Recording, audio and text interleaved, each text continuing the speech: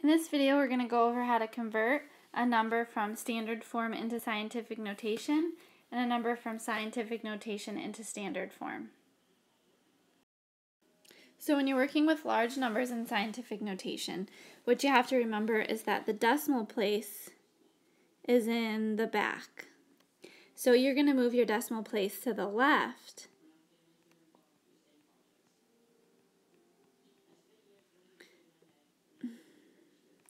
until you have a number greater than 1, so let's just say more than 1, and less than 10. Because remember, you want that first number to be between 1 and 10.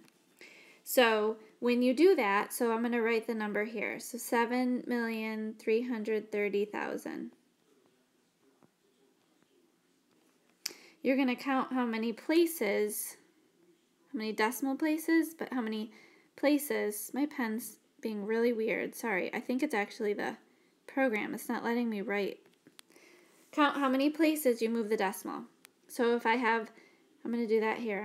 My decimal place there, I'm going to count 1, 2, 3, 4, 5, 6. I want to move it right there so that my number is more than 1 but less than 10. So if I have 7 point something, that's more than 1 but less than 10.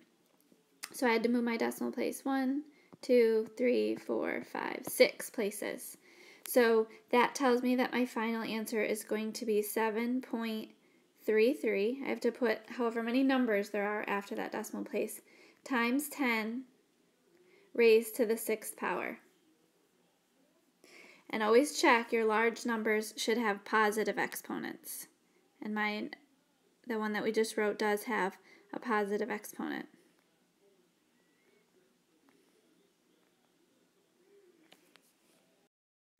When you're working with small numbers, your decimal place is already written for you. You don't have to worry about remembering that it's at the end.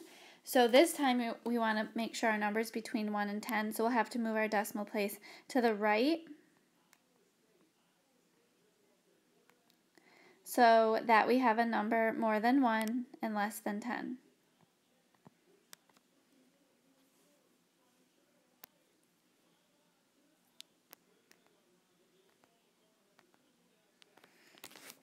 So I'm going to write the number here. If it's 0.0000865, I'm going to move my decimal place and I'm going to count the number, how many places I have to move my decimal. So how many decimal places am I moving my decimal so that it's between 1 and 10. So I'm going to move it 1, 2, 3, 4, 5. I'm going to stop right there because that will make it 8.65, which is a number between 1 and 10. So it becomes 8.65 times 10 to the, I count how many places I had to move. I had to move 1, 2, 3, 4, 5. And since it's a small number, that is a negative exponent. So it's 8.65 times 10 to the negative 5th power. Check small numbers should have negative exponents, which we've done. So since we started with a number that was very small, when we write it in scientific notation, we put a negative exponent, and that's how someone who knows how to read scientific notation can tell that it's supposed to be a small number.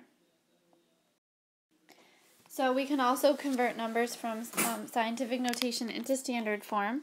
So this first one says convert 2.1 times 10 to the 5th to standard form.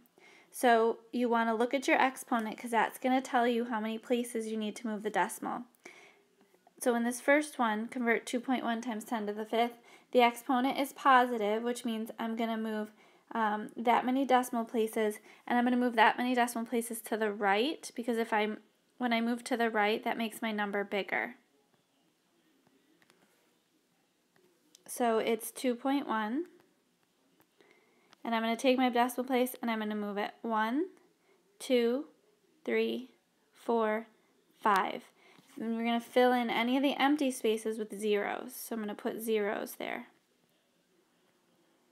And then I'm going to rewrite that so we can tell what that is. So we have 4 zeros, and then we have the 21. And if we put commas where they need to go now, that's 210,000. So 2.1 times 10 to the 5th power is 210,000. If we want to convert 2.1 times 10 to the negative fifth, we do this kind of the same thing, but this time, because it has a negative exponent, we want to make our number smaller. So we're going to move to the left so that it's a number less than 1, but more than 0. So we're going to move 1, 2, 3, 4, 5. And that's where our decimal place goes. And put zeros in your missing places. So that number becomes 0.0000021. So I want to point out in both of these that it was raised to the fifth power, or the negative fifth power. So when you look at your zeros, a lot of people accidentally just put the number of zeros that are in the exponent, but if you look here, I have 1, 2, 3, 4 zeros, not 5 zeros. So that's why you have to practice moving your decimal place.